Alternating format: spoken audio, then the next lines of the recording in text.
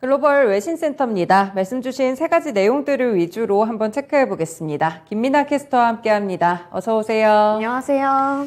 네, 아무래도 첫 번째 소식은 주택 지표가 될 것 같은데 지금 경제 지표들이 다 발표가 되고 있는데 인플레이션 관련해서도 좀 연관이 있는 것 같아요. 네, 첫 번째 소식부터 전해주시죠. 네, 주택도 인플레 영향을 받는 것 같습니다. 타임즈의 기사 내용이고요. Signs are pointing to a slowdown in the housing market at last.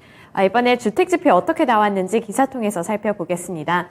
미국의 4월 기존주택 판매가 3개월 연속으로 감소했습니다. 전미 부동산 중개인 협회는 현지 시간 19일 4월의 기존주택 판매가 전월 대비 2.4% 감소한 연율 561만 채로 집계됐다고 발표했는데요.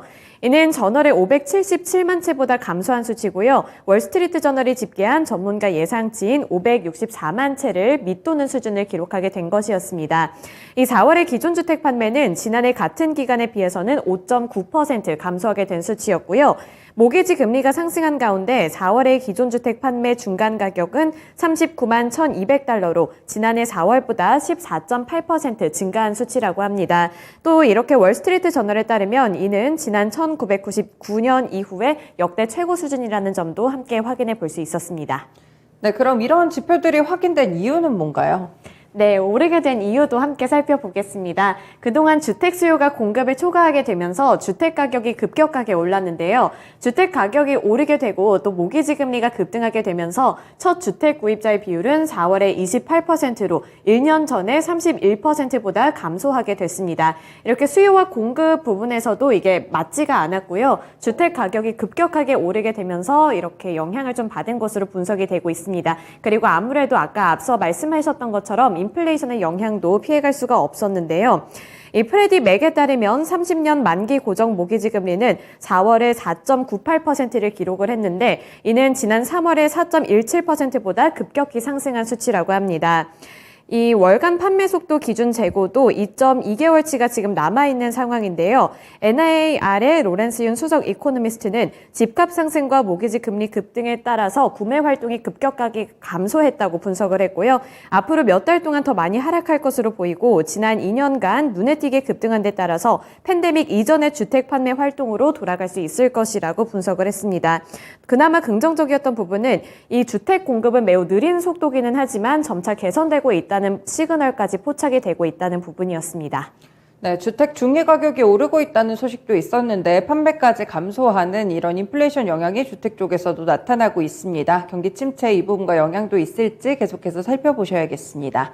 네, 두 번째 소식으로 넘어가서요. 일단 연준의 행보가 어떻게 될지가 사실 굉장히 궁금하기도 하고 또 앞으로 전 세계적으로 봤을 때 어떻게 금리를 좀 굴려나갈까, 금리를 이렇게 다뤄나가는 과정 속에서 어떻게 있을까 이 부분이 좀 궁금한데 두 번째 소식도 전해주시죠. 네, ECB 관련한 내용입니다. ECB에서 나온 연설문이었고요. Building the Financial System of the 21st Century. 이번에 연설 어떻게 나왔는지 한번 확인해 보시죠.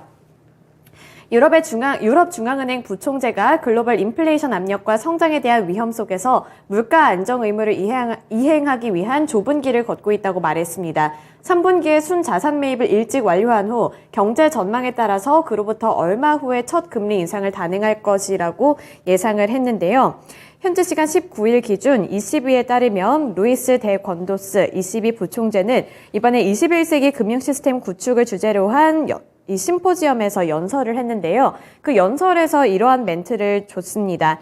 경제활동과 인플레이션 전망과 관련해서 예외적인 불확실성에 직면해 있다면서 통화정책을 정상화하면서 점진적으로 그리고 조심스럽게 움직일 필요가 있다고 말했는데요. 건도스 부총재는 4월 회의에서 ECB위원회는 순자산 매입이 3분기에 종료돼야 한다는 우리의 기대를 강화했다고 판단했다면서 이는 3분기에 일찌감치 일어날 것으로 예상한다고 말했습니다. 결론적으로 3분기부터는 어떠한 좀 움직임이 나타날 것이라고 예상을 하고 있는 거고요. 또 첫 금리 인상은 전망에 대한 평가에 따라서 그로부터 얼마 후에 단행할 수 있을 것이라면서 6월의 경제 전망이 유로존 경제가 어디로 향하는지 조금 더 잘 평가할 것이라고 예상을 했습니다. 또 지난 2년 동안 통화정책과 재정정책의 조합은 유로존이 팬데믹을 헤쳐나가는 데 결정적인 도움을 줬다면서 이는 지금도 마찬가지라고 봤고요. 결국에는 3분기가 가장 중요해 보일 것으로 보이고 앞으로의 전망 또한 이 유로존의 경제 상황이 어떻게 돌아가는지에 따라서 조금씩 달라질 수 있을 것으로 보입니다.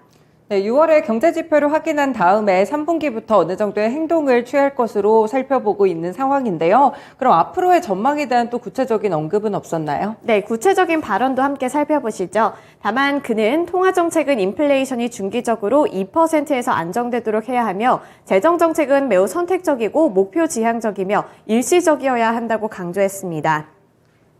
건도스 부총재는 러시아의 우크라이나 전쟁은 유럽의 어두운 그림자를 드리웠고 단기적인 성장 둔화와 인플레이션 상승을 촉발할 가능성이 크다고 말했습니다. 2022년 3월에 인플레이션이 7.4%로 역대 최고치를 기록을 하게 됐고 4월에도 이 수준을 유지했다는 점을 또 짚어줬는데요. 그러면서 앞으로 에너지 비용 상승과 더 높은 식품 가격, 공급망 혼란으로 인해서 몇 달 동안은 더 높은 수준을 유지하게 될 것이라는 전망을 함께 제시해줬고요. 다만 앞에서 이렇게 말을 했듯이 중기 인플레이션 기대는 목표치인 2%에 가깝게 고정되어 있다고 말했습니다. 권도수 부총재는 우리는 2차 효과, 특히 임금 책정을 면밀히 모니터링하고 있다면서 높은 기대 인플레이션이 자리를 잡는 시나리오를 방지해야 한다고 강조했습니다. 네, 그리고 이 타겟 쪽에서 어제 사실 실적이 좀 좋지 않게 나오면서 인플레이션에 조금 더 무게가 실리는 모습이었잖아요. 네. 그런 부분들이 있었는데 이게 물류업계 침체까지 불러온다는 게 어떤 내용이죠? 네, 그 부분 함께 살펴보시죠. 타겟 관련한 소식이었고요. CNBC 보도 내용입니다. Target share sinks 25% after company says high cost inventory was hits profits. 이번에 타겟 쪽에서 부진한 실적이 나왔는데 이게 업계 전체에 대한 전망을 제시를 하는 것으로 보입니다. 기사 통해서 살펴보겠습니다. 미국의 유통업체 타겟이 실적 부진으로 인해 물류업계 침체 우려가 가시화됐다는 의견이 나왔습니다. 타깃은 현지 시간 18일 1분기 실적을 발표했는데 1분기 주당 순이익은 2.19달러로 시장 예상치인 3.04달러를 크게 하회했습니다. 또 이번에 경영진은 컨퍼런스 콜을 통해서 물류 비용이 높아지는 동시에 재량 소비재 수요도 줄어들고 있다고 짚어줬는데요. 인플레이션이 수요 측면과 공급 측면 양쪽에서 타깃을 압박하고 있다고 분석했습니다. 이 타깃의 주가는 실적 부진에 의해서 20% 넘게 급락하는 모습도 나타내줬는데요. 이 외신 보도들에 따르면 이날 타깃 실적 부진으로 타깃뿐만 아니라 물류업계 주가도 모두 내리막길을 걸었다고 지적했습니다.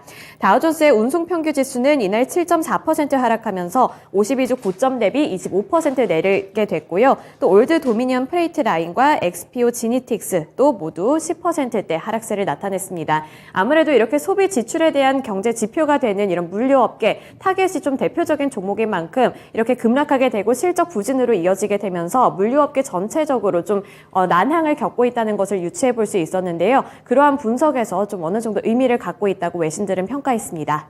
네, 유통업체의 부진에 의해서 물류업체들까지도 이렇게 가시적인 실적이 좀 나오지 않을 것으로 보고 있습니다. 이렇게 세 가지 소식들 체크해봤습니다. 고맙습니다. 지금까지 글로벌 외신센터였습니다.